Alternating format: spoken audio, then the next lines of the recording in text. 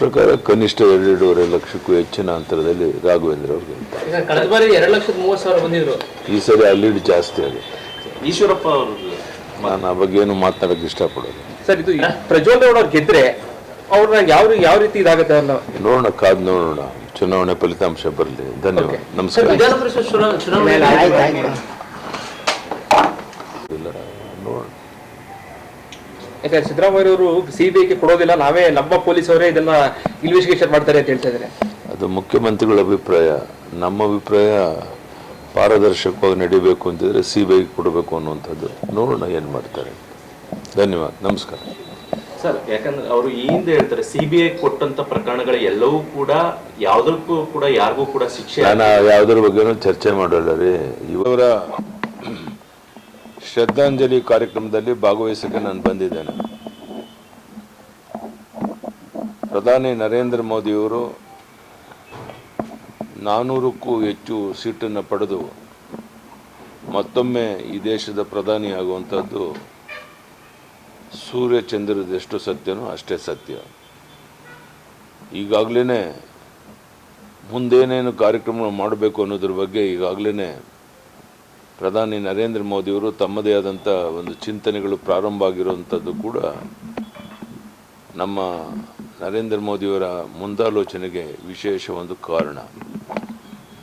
ಇವತ್ತು ಕರ್ನಾಟಕದಲ್ಲಿ ನನ್ನ ಪ್ರಕಾರ 28ರಲ್ಲಿ ಕನಿಷ್ಠ 24-25 ಸೀಟ್ ಗೆಲ್ತೇವೆ ಅಂತ ಅವತ್ತಿಂದ ಹೇಳ್ತಾ ಇದ್ದೇನೆ. ಇವತ್ತು ನಿಮ್ಗೆ ಹೇಳ್ತಾ ಇದ್ದೇನೆ, 100ಕ್ಕೆ 100 ಅದರಲ್ಲಿ ಯಶಸ್ವಿ ಆಗ್ತೇವೆ ಅನ್ನೋಂಥ ವಿಶ್ವಾಸ ನನಗಿದೆ. ಇದರಲ್ಲಿ ಯಾವುದೇ ಅನುಮಾನ ಇಲ್ಲ. ರಾಜ್ಯದಲ್ಲಿ ಭೀಕರ ಬರಗಾಲ, ಬಹುಶಃ ಕರ್ನಾಟಕ ರಾಜ್ಯದ ಇತಿಹಾಸದಲ್ಲಿ ಹಿಂದೆಂದೂ ಈ ಥರ ಭೀಕರ ಬರಗಾಲ ನಾವು ಕಂಡಿರಲಿಲ್ಲ. ಕೆರೆ ಕಟ್ಟೆಗಳು ಬತ್ತಿ ಹೋಗಿದ್ದಾವೆ. ಒಂದು ಕಡೆ ಒಂದು ಬಿತ್ತನೆ ಕೆಲಸ ಪ್ರಾರಂಭ ಆಗಿಲ್ಲ, ಭೂಮಿನೂ ಸಿದ್ಧತೆ ಆಗಿಲ್ಲ. ಈ ರೀತಿಯ ಭೀಕರ ಬರಗಾಲ ಇವತ್ತು ನಮ್ಮ ತಿಂತಾ ಇದೆ. ಇದೆಲ್ಲಕ್ಕೂ ಸರ್ಕಾರ ಸೂಕ್ತವಾದ ಕ್ರಮವನ್ನು ತಗೊಂಡು ರೈತರ ಸಾಲ ಮನ್ನಾ ಮಾಡಿ ರೈತರ ನೆರವಿಗೆ ಬರಬೇಕು ಅಂಥೇಳಿ ನಾನು ಸರ್ಕಾರವನ್ನು ಈ ಸಂದರ್ಭದಲ್ಲಿ ಒತ್ತಾಯ ಮಾಡ್ತೇನೆ. ಸರ್, 20 ಸ್ಥಾನ ಗೆಲ್ತೀವಿ ಅಂತ ಕಾಂಗ್ರೆಸ್ನವರು ಹೇಳ್ತಾ ಇದ್ದಾರೆ ಸರ್. ಗ್ಯಾರಂಟಿ ವರ್ಕ್ ಆಗಿಲ್ಲ ಅಲ್ಲಣ್ಣ. ನಾನು ಹೇಳುವಂಥದ್ದು ಕಾಂಗ್ರೆಸ್ನವ್ರು ಏನು ಹೇಳ್ತಾರೆ ಅನ್ನೋದ್ರ ಬಗ್ಗೆ ನಾನು ತಲೆ ಕೆಡಿಸ್ಕೊಂಡಿಲ್ಲ. ಇವತ್ತು ರಾಜ್ಯದ ಜನ ನೋಡುವಂಥದ್ದು ಮೋದಿಯವ್ರನ್ನ, ಮುಂದಿನ ಪ್ರಧಾನಿ ಯಾರು ಅಂತ. ಈಗ ಕಾಂಗ್ರೆಸ್ನಲ್ಲಿ ಮುಂದಿನ ಪ್ರಧಾನಿ ಯೋಗ್ಯತೆ ಇರುವಂಥ ಯಾರಿದ್ದಾರೆ? ಇದು ಜನರ ಮುಂದೆ ಇರುವಂಥ ಪ್ರಶ್ನೆ. ವಿಧಾನಸಭಾ ಚುನಾವಣೆ ಆದಾಗ ಬೇರೆ ಎಲ್ಲ ಚರ್ಚೆಗಳಾಗ್ಬೋದು. ಈಗ ಲೋಕಸಭಾ ಚುನಾವಣೆ ಆಗಿರೋದ್ರಿಂದ ಜನ ನೋಡುವಂಥದ್ದು ಮುಂದಿನ ಪ್ರಧಾನಿ ಯಾರನ್ನು ಮಾಡಬೇಕು ಅನ್ನುವಂಥದ್ದು. ಈ ಹಿನ್ನೆಲೆಯಲ್ಲಿ ನನಗೆ 100ಕ್ಕೆ 100 ವಿಶ್ವಾಸ ಇದೆ. 400ಕ್ಕೂ ಹೆಚ್ಚು ಸೀಟ್ ಗೆದ್ದು ಮತ್ತೊಮ್ಮೆ ನರೇಂದ್ರ ಮೋದಿಯವರು ಈ ದೇಶದ ಪ್ರಧಾನಿ ಆಗ್ತಾರೆ. ಮೈತ್ರಿ ಬಗ್ಗೆ ಸಾಕಷ್ಟು ಚರ್ಚೆ ಆಗ್ತಾ ಇದೆ. ಪ್ರಜ್ವಲ್ ರೇವಣ್ಣ ವಿಚಾರ ಆದ ನಂತರದಲ್ಲಿ ಮೈತ್ರಿ ಕಡಿತಗೊಳಿಸ್ತಾರೆ. ಹಾಗೆ ಯಾವುದೇ ರೀತಿ ಯಾವುದೇ ಕಾರಣಕ್ಕೂ JDS BJP ಜೊತೆ ಇರುವಂಥ ಹೊಂದಾಣಿಕೆ ಮೈತ್ರಿ ಅದಕ್ಕೇನು ಭಂಗ ಆಗೋದಿಲ್ಲ. ಅದಕ್ಕೂ ಇದಕ್ಕೂ ಸಂಬಂಧ ಇಲ್ಲ.